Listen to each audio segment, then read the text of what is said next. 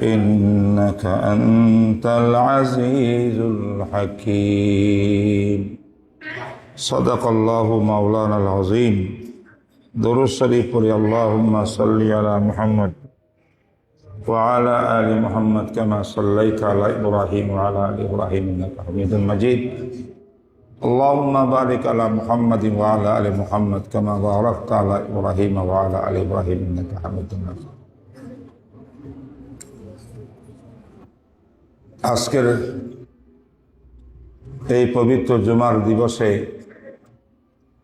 আল্লাহ তাআলা সালাতুল জুমা আদায় করার জন্য আমাদের সকলকে সুন্দর পরিবেশে আমাদের এই মসজিদে একত্রিত হওয়ার আল্লাহ পাক তৌফিক দিয়েছেন। আলহামদুলিল্লাহ।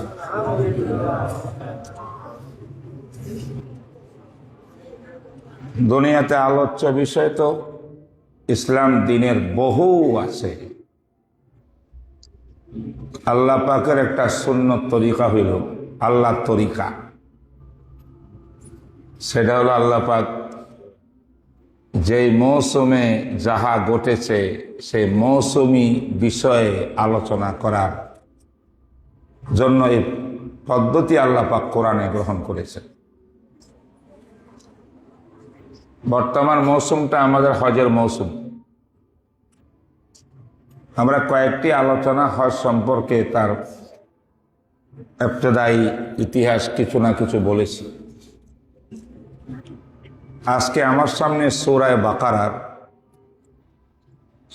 আয়াত নম্বর 127 থেকে 129 তিনটি আয়াত আপনাদের সামনে তেলাওয়াত করেছি। কোরআনে পাকের মধ্যে আল্লাহ তাআলা বিভিন্ন জায়গায় বায়তুল্লাহ শরীফকে কেন্দ্র করে অনেক কিছু বয়ান করেছেন, আর বায়তুল্লাহ শরীফ খানা কাবাকে কেন্দ্র করি আমাদের হজ। এবং কোরআনে পাকে আল্লাহ তাআলা কি বলেছেন কোরআন থেকে আমাদের একটু বোঝা দরকার। এই জন্য আজকে সূরা বাকারা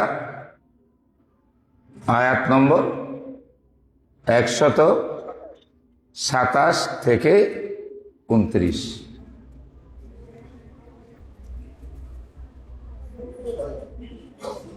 এখানে আল্লাহ তাআলা হযরত ইব্রাহিম আলাইহিস সালাতু ওয়াস সালামের বায়তুল্লাহ খানে কাবার নির্মাণের কাহিনী সামান্য উল্লেখ করে এরপরে বায়তুল্লাহ নির্মাণ হওয়ার পরে ইসমাইল আলাইহিস সালাতু ওয়াস সালামকে সাথে নিয়ে ইব্রাহিম নবী আল্লাহ পাকের কাছে কি দোয়া করেছিলেন সে দোয়াগুলো আজকে আমরা আলোচনা করাই। এটা আজকের বয়ানের উদ্দেশ্য। কথা বুঝতে পেরেছে?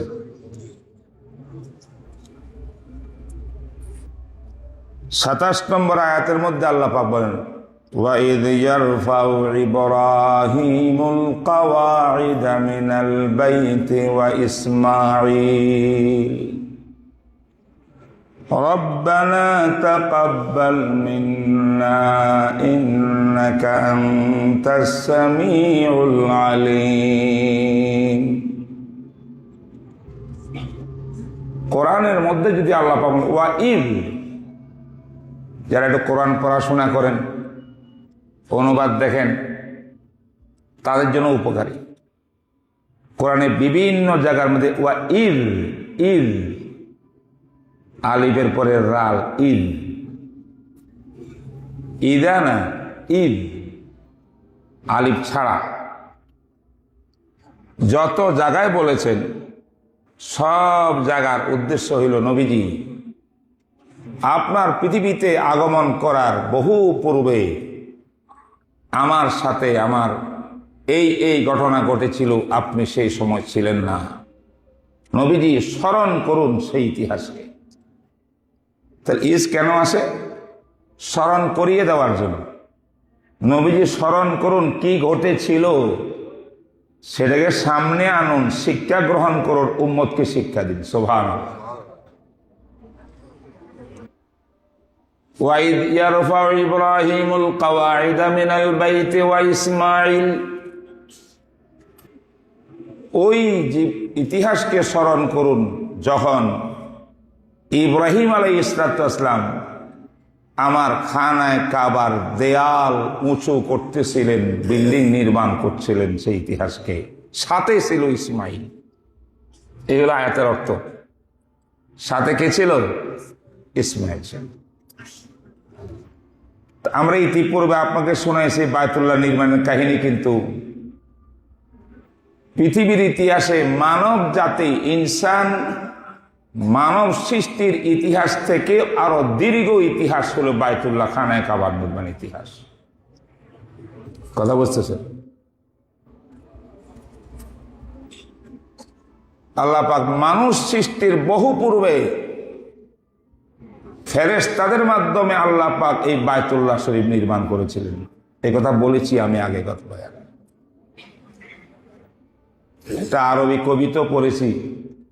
আমার ছাত্র ভাইরা যারা আছেন, আলেমরা, তাদের জন্য বড় জরুরি বিষয়। বানা বাইতা রাব্বিল আরশি আশরুন ফাকুযহুমু,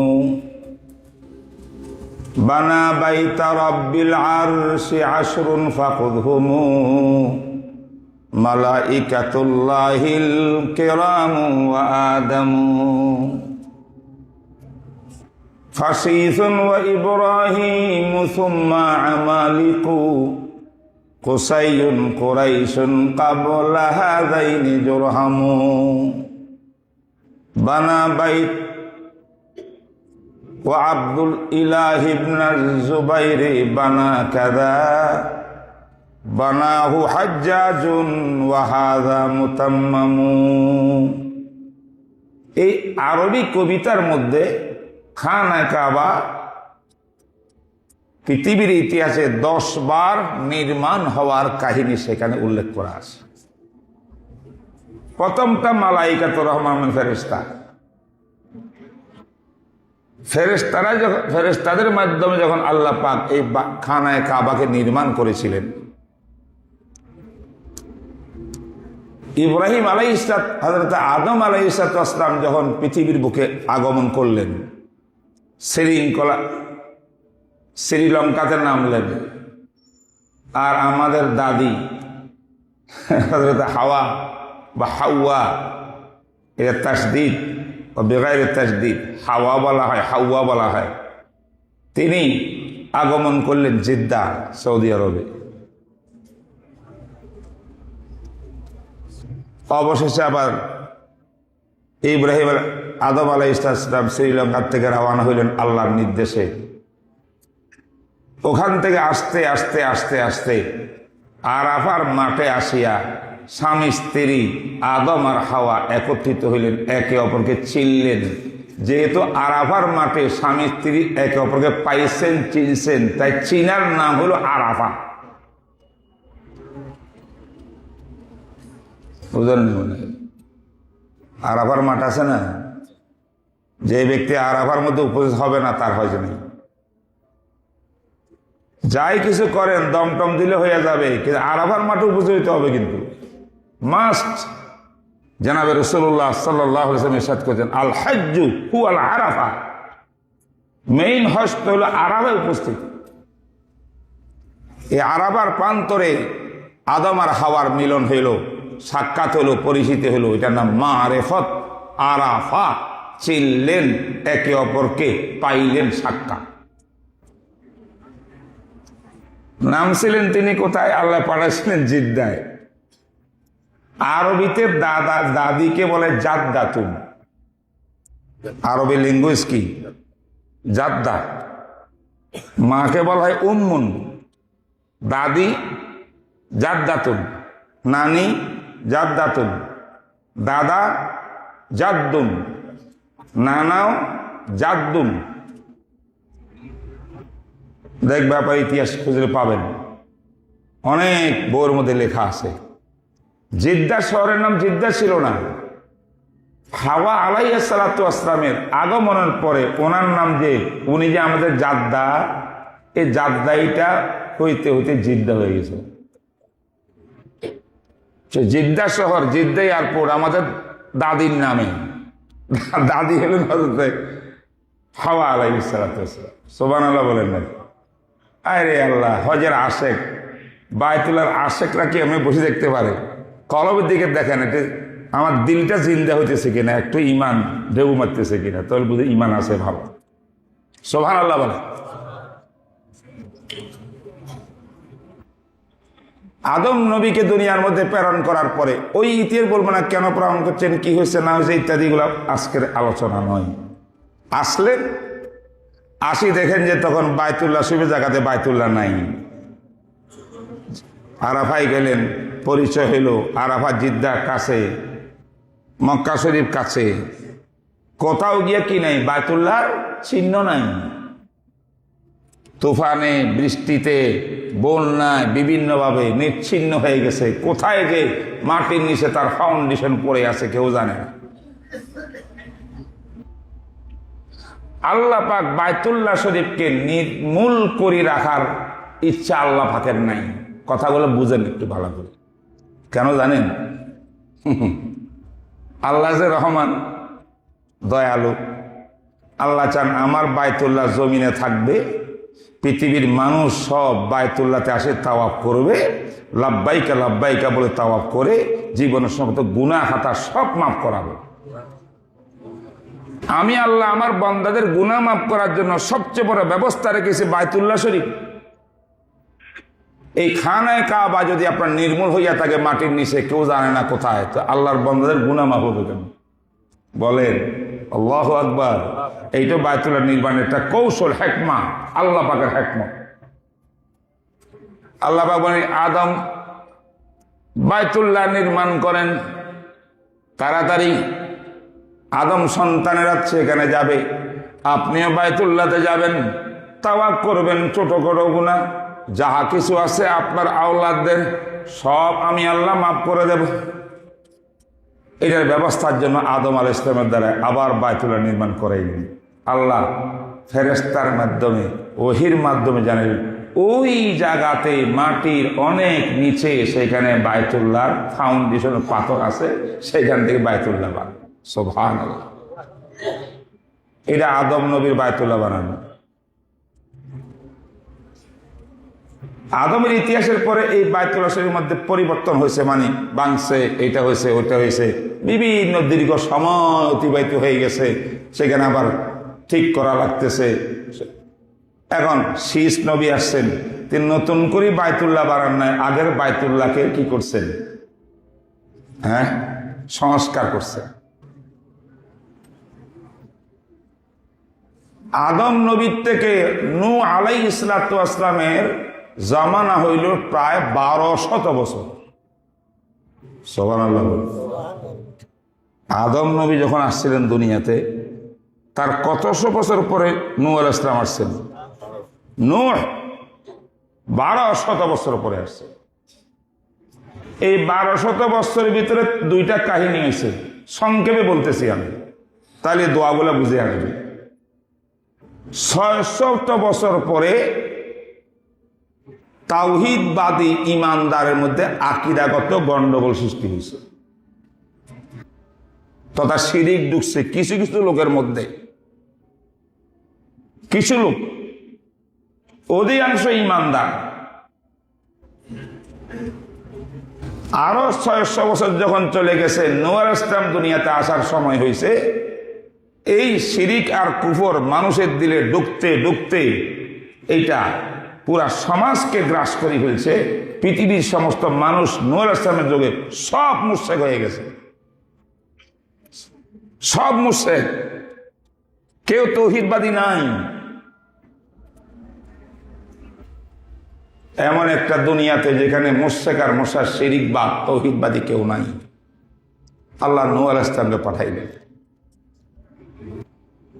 হযরতে নূহের প্রথম মিশন শুরু হইল মুশরিক আর কাফেরের বিরুদ্ধে দ্বীনি দাওয়াত নিয়ে কাজ করার জন্য। সুবহানাল্লাহ। এই জন্য হাদিসের ভাষায় আউয়ালু রুসুলিন হুয়া নূহুন আলাইহিস সালাতু ওয়াস সালাম, ইসলামের ইতিহাসে প্রথম রসুল কিন্তু নূহ আলাইহিস সালাতু ওয়াস সালাম। এর পূর্বে কোন রসুল ছিল না, সব ছিল নবী। এটা আরেক সাবজেক্ট। নবী কাকে বলে, রসুল কাকে বলে, নূহ আলাইহিস সালাম প্রথম রসুল, এটা আজকে জেনে নেন। এতটুকু, নূহ আলাইহিস সালাম প্রথম রসুল। এমন একজন নবী, যেই নবীকে আল্লাহ পাক এমন এক জাতির কাছে পাঠিয়েছেন, যেই জাতি সব মুশরিক আর কাফির, তাদের সঙ্গে দাওয়াত, প্রয়োজনে জিহাদ করতে হবে, এই দায়িত্ব নিয়ে যে নবীকে প্রেরণ করছেন, সেই নবীর নাম রাসূল। এমন পরিস্থিতি নূহ আলাইহিস সালামের পূর্বে ছিল না। যখন নবীরা আসছেন, মুসলমান পাইছেন, আমলে ত্রুটি বিচ্যুতি আছে, দাওয়াতের কাজ করছেন, ঠিক হয়ে গেছে। কিন্তু এইভাবে সমস্ত মানুষ অমুসলিম আর কাফের, আর সেইখানে একজন নবী আসবেন, তাদের বিরুদ্ধে জেহাদও করবেন, তাদের বিরুদ্ধে দাওয়াতের কাজ প্রথমে করবেন, দাওয়াতের না হলে প্রয়োজনে জেহাদ করবেন। এমন নবীকে যখন কোন জাতির কাছে প্রেরণ করে আল্লাহ পাক অমুসলিমদের দিকে, সেই নবীর নাম কি ভাই? রাসূল। সুবহানাল্লাহ। এত নবীর ভিতরে, রসুলের ভিতরে প্রথম রসুলকে, আমার কথা না হাদিসের কথা, হাদিসের কথা, জি, বুঝতে পেরেছেন? গেল নূহ আলাইহিস সালাম তো সূরা নূহ কোরআন শরীফে আল্লাহ পাক নাযিল করে দিয়েছেন নূহ আলাইহিস সালামের প্রশংসা। আল্লাহু আকবার। ইন্নী দাউতু কওমি লাইলান ওয়া নাহারা ফালাম ইয়াজিদহুম দুআই ইল্লা ফিরারা। সূরা নূহ পড়ে দেখেন, নূহ আলাইহিস সালাতু ওয়াস সালামের তাওহীদের দাওয়াত নিয়ে, ঈমানের দাওয়াত নিয়ে ওনার জাতিকে বুঝাইতে বুঝাইতে বুঝাইতে বুঝাইতে দাওয়াত দিতে দিতে দিতে ৯৫০ বছর অতিবাহিত করলেন। ফলাফল কি দাঁড়াইল? গণি দেখে ৪০ জন মানুষ শুধু মুসলমান ইমানদার, আর একটাও ইমানদার না, সব বেঈমানের দল। তার মানে ৯০০ বছরের দাওয়াতের ইতিহাসে ফলাফল কি? ৪০ জন মুমিন। সুবহানাল্লাহ। আল্লাহ পাক কয়, নূহ তুমি এত বহুত কষ্ট করেছ, আমি আল্লাহ জানি এই ৪০ জন ছাড়া বাকি যা আছে সমাজের মধ্যে, একটাও আর তোমার দাওয়াতে কি হবে না, বলেন না, মুসলমান হবে না, হেদায়েত পাবে না।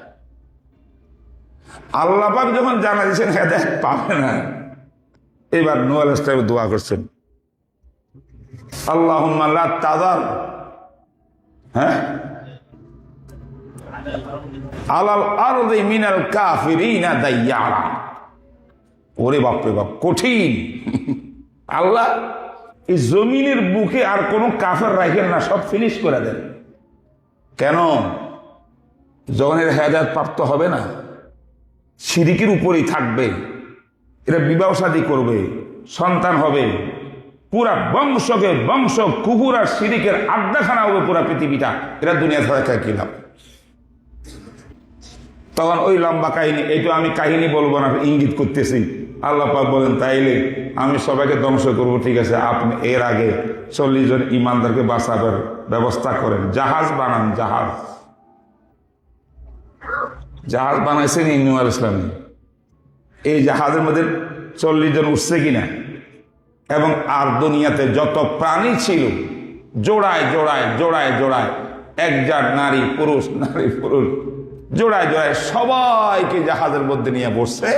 তুফানে নূহ আসছে, যদি পাহাড়ের মধ্যে নিয়ে ভাসাইছে, ১ বছর সময় লাগছে, বাকি সব কাফেরকে শেষ করে দিয়েছে।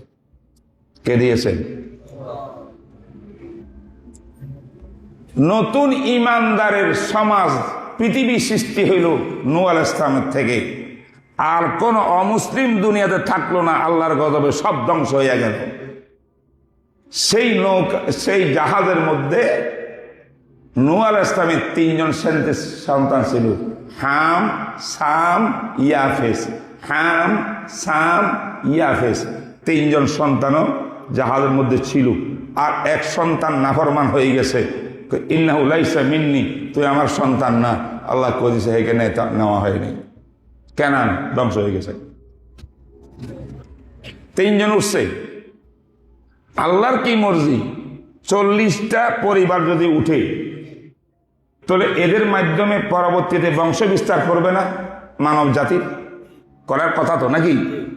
আল্লাহর কুদরত, এই 40-এর ভিতরে নূহ আলাইহিস সালামের 3 সন্তান ছাড়া 37 জন বাকি যে মুসলমান ছিল, এদের পরিবার একটা আওলাদার সন্তান হয় না, এদের কোনো বংশই বিস্তার লাভ করে নাই। বংশ বিস্তার লাভ করছে হযরত নূহ আলাইহিস সালামের 3 সন্তানের মাধ্যমে। সুবহানাল্লাহ। এর দ্বারা আপনি আরেকটা জিনিস জানতে পারবেন, সেটা হলো ইতিহাসের পাতায় নূহ আলাইহিস সালাম বলা হয় আদমে সানি, সেকেন্ড আদম। নূহ আলাইহিস সালামের নাম কি? কথা বলেন না। সেকেন্ড আদম। আদি পিতা আদম তো আমরা চিনি, সেকেন্ড আদম কি? কত নূহ আলাইহিস সালাম সেকেন্ড আদম, কারণ ওই আদমের দ্বারা বংশ বিস্তার লাভ করি আমরা বনি আদম হয়েছি। কিন্তু নূহ আলাইহিস সালামের যুগে আসিয়া সব ধ্বংস হয়ে গেল, 40 জন থাকলো। 40-এর ভিতরে আবার কারো আওলাদ হইল না, শুধু আওলাদ হয়েছে 3 জন। 3 জন হইল নূহ আলাইহিস সালামের সন্তান। এদের আওলাদের আওলাদ বংশ বিস্তার লাভ করতে করতে আবার দুনিয়া সাহায্যে মানব জাতি দিয়া। তোর মানব জাতির ইতিহাসে আদম নবীর ধরো নূহ আলাইহিস সালামের সন্তানরা হইল সেকেন্ড আদম, বা হইল আদম, এরা আমাদের পিতা। এদের মাধ্যমে আবার দুনিয়াতে আসছে। আমরা আজকে মসজিদে যারা আছি সব হইল নূহ আলাইহিস সালামের 3 সন্তানের সন্তান। আমরা সব কিন্তু নূহ আলাইহিস সালামের সন্তানের আওলাদ। কথা বুঝেন না? পৃথিবীতে মানব জাতি নতুন করে আসছে কিসের মাধ্যমে বলেন? নূহ আলাইহিস সালামের মাধ্যমে। নূহ আলাইহিস সালাম একসেলে ইয়াফেস, সাম, হাম, এদের সন্তান সন্তান সন্তান আস্তে আস্তে আবার দুনিয়া ভরে গেছে। আমরা সেই দুনিয়ার একটা মানুষ। নূহ আলাইহিস সালামের এই তুফানের পরে পৃথিবীর মধ্যে আদম জাতি বলতে একমাত্র ওই জাহাজের 40 জন ছাড়া আর কেউ দুনিয়াতে বেঁচে ছিল না। এই জন্য ওনাকে কি বলা হয় ইতিহাসের পাতায়? ইসলামী ইতিহাসে নূহ আলাইহিস সালামের নাম আদমে সানি, সেকেন্ড আদম। ব্যবধান কত বলেন না? ব্যবধান কত? 1200 বছর। আদম থেকে নূহ আলাইহিস সালাম কত বছর? যারা বলেন কয় বছর? 1200 বছর।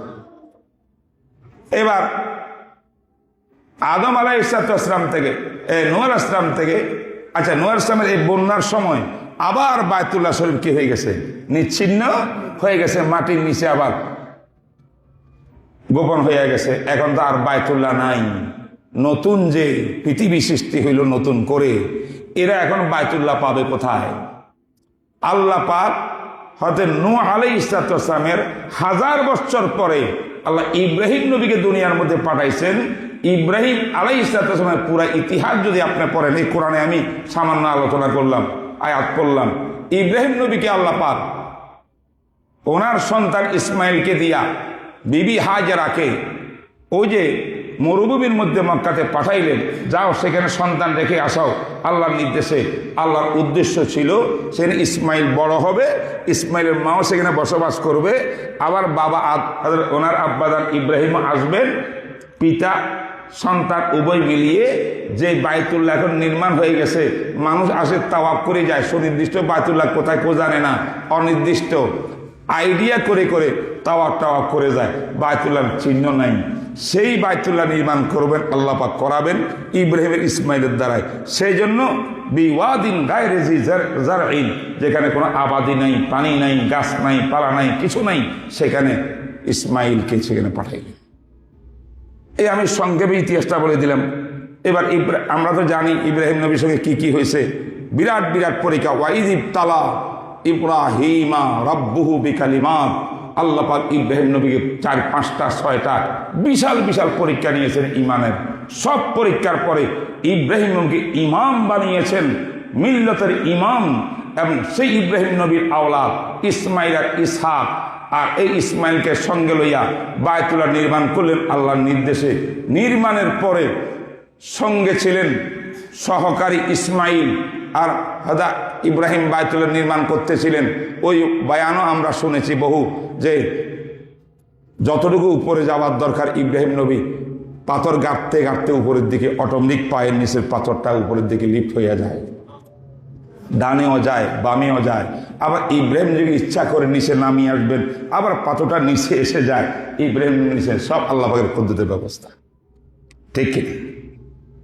আমার ভাইরা, ইতিহাসকে একেবারে সংক্ষেপ করি, আমার বিষয়বস্তুর মধ্যে আসি। এইভাবে বায়তুল্লাহ নির্মাণ করলেন।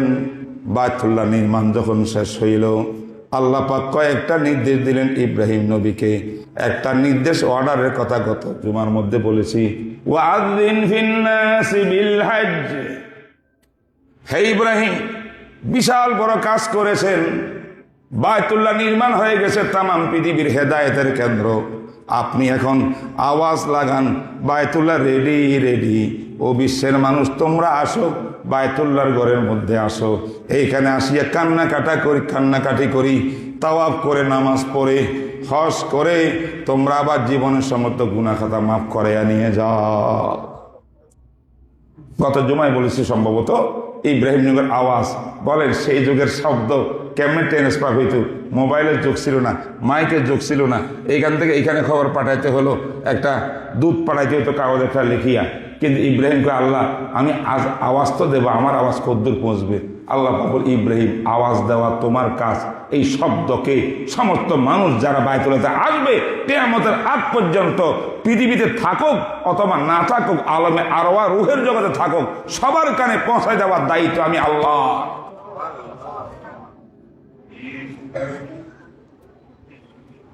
হজ ক্যাম্পে যান, এখন দেখবেন হাজি সাহেবরা খালি পরে লাব্বাইক আল্লাহুম্মা লাব্বাইক, পড়েন না একটু? লাব্বাইক আল্লাহুম্মা লাব্বাইক, লাব্বাইক লা শারীকা লাক লাব্বাইক, ইন্নাল হামদা ওয়ান নি'মাতা লাকা ওয়াল মুলক লা শারীকা লাক। লাব্বাইক পড়ে কিনা? কারা লাব্বাইক পড়ে জানেন? ইব্রাহিম নবীর শব্দকে আল্লাহ পাক যাদের যাদের কানে পৌঁছাইয়াছেন, যারা শুনেছেন, তারাই জীবনে লাভবাহিক করতে পারবেন। আর কারো পক্ষে লাভবাহিক করিয়া ওমরা করা সম্ভব না। সুবহানাল্লাহ। তার মানে আপনি ওমরা হজ করছেন, লাভবাহিক যখন পড়ে থাকেন, কি বুঝলেন? যে ইব্রাহিমের আলাইহিস সালামের আওয়াজ আপনারা আমার কানের মধ্যেও পৌঁছেছিল। সুবহানাল্লাহ। এই হলো এক কথা। এবার আল্লাহ পাক বলছেন, ইব্রাহিম বিশাল কাজ করেছেন, মসজিদ বানানো মহান বড় কাজ। সুবহানাল্লাহ। মসজিদ নির্মাণ করা বহুত বড় আজিম কাজ। বায়তুল্লাহ নির্মাণ করেছেন, আমি তৌফিক দিয়েছি। এখন এত বড় আজিম কাজ যে আপনি ছেলেকে নিয়ে সম্পাদন করতে পারলেন, এটার জন্য আপনাকে তো পুরস্কার দেওয়া দরকার। আল্লাহ বলেন, পুরস্কার আমি এটা দিতে চাই, কিন্তু আমি এই পুরস্কার এমনিতে দেব না, এই পুরস্কার আমার কাছে চাইতে হবে। সুবহানাল্লাহ। ইব্রাহিমকে বললেন, আল্লাহ আপনি পুরস্কার চান? আল্লাহ বললেন। তখন ইব্রাহিম আলাইহিস সালাম এই দোয়াগুলা পড়ছেন, আল্লাহর কাছে পুরস্কার চায়। 3 আয়াতের মধ্যে 4-5টা কথা আছে। প্রথম দোয়া হলো, আল্লাহ রব্বানা তাকাব্বাল মিন্না ইন্নাকা আনতাস সামিউল আলিম। মসজিদ নির্মাণ করেছি, আল্লাহ তৌফিক দিয়েছেন আপনি। জানি না কত ভুল ভ্রান্তি আমি জীবনে করে ফেলছি। বায়তুল্লাহ নির্মাণের মধ্যে ভুল ত্রুটি হয়েছে, অনেক কোথায় হয়েছে। আল্লাহ যেমন করা ছিল আপনার ঘরকে, তেমন তো করতে পারলাম না। যত ত্রুটি বিচ্যুতি হয়েছে তার জন্য আমি ক্ষমা প্রার্থী। আমার ত্রুটি বিচ্যুতি ক্ষমা করে দিয়া আমার এই কাজটাকে আপনি কবুল করে নেন। 1 নম্বর। 2 নম্বর, রব্বানা ওয়াজআলনা মুসলিমাইনি লাকা ওয়া মিন যুররিয়্যাতিনা উম্মাতান মুসলিমাতান লাক। আল্লাহু আকবার। ইব্রাহিম ইসমাইল আলাইহিস সালামকে সাথে লইয়া বায়তুল্লাহ শরীফের মেন দরজার মধ্যে দাঁড়িয়ে আল্লাহর কাছে দোয়া করতে, রব্বানা ওয়াজআলনা মুসলিমাইনি, আল্লাহ আমি আমার এই সন্তান ইসমাইল আমাদের 2 জনকে সত্যিকারের মুসলমান বানিয়ে দেন। কি ভাই, ইব্রাহিম মুসলমান ছিলেন না? তিনি কি নবী ছিলেন না? জীবনে কোনোদিন বাতিলের সামনে মাথা নত করছেন? নমরুদের আগুনে জ্বলে নাই, ভিতরে ঢুকে নাই, আপোষ করেছিল বাতিলের সঙ্গে। কেমন ইমানদার হইলে জ্বলন্ত আগুন নিক্ষেপ করেছে, নিক্ষিপ্ত হয়ে জ্বলে পড়ে ছাই হইতে তৈয়ার, নমরুদ তোর সঙ্গে আমার কম্প্রোমাইজ হবে না। এই ইমান কেমন মুসলমান? এর পূর্বে কি ইসমাইলকে জবাই করার অর্ডার আসছিল না? ঘটনাটার আগে ইসমাইলকে জবাই করার।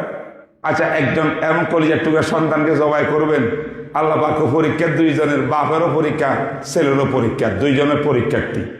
বাপকে জিজ্ঞাসা করবো, অর্ডার দেব স্বপ্নের মাধ্যমে সন্তানকে জবাই করো, আর বাপ আবার ছেলেকে জিজ্ঞাসা করবো, আব্বু তোমাকে তো আল্লাহ পাক জবাই করতে বলছে, তোমার কি মতামত? ছেলে বলে ইফআল মা তুমার, আব্বা তাড়াতাড়ি করেন, আল্লাহর কথা পালন করেন। আল্লাহ পাক বলে পরীক্ষা হবে দুইজনের, কারণ এই দুইজনকে যৌথভাবে কাজে লাগাবো বায়তুল্লাহ নির্মাণ করার জন্য। সুবহানাল্লাহ। তা এমন ইসমাইল আর ইব্রাহিম আল্লাহর পথে যে জবাই হইয়া যায়, জবাই করে দেয়, এটা ভিন্ন কথা। আল্লাহ পাক শেষ পর্যন্ত করার নাই।